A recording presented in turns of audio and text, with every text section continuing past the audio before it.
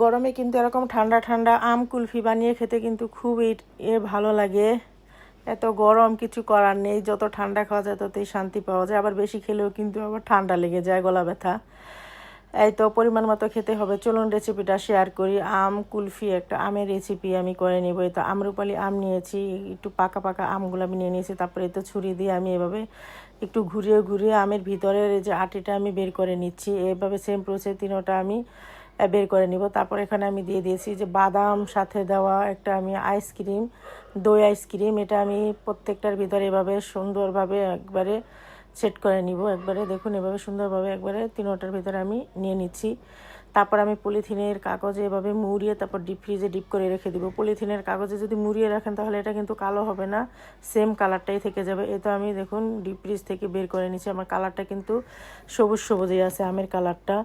এই তো তারপর আমি কাটার দিয়ে কেটে তারপরে এই যে আম কুলফিটা আমি নিয়ে নিচ্ছি। দেখুন কতটা সুন্দর আর কতটা লোভনীয় হয়েছে, আর খেতে মাশাআল্লাহ এত টেস্ট ছিল। এটা গরমে কিন্তু খেতে খুবই ভালো লাগবে, বানিয়ে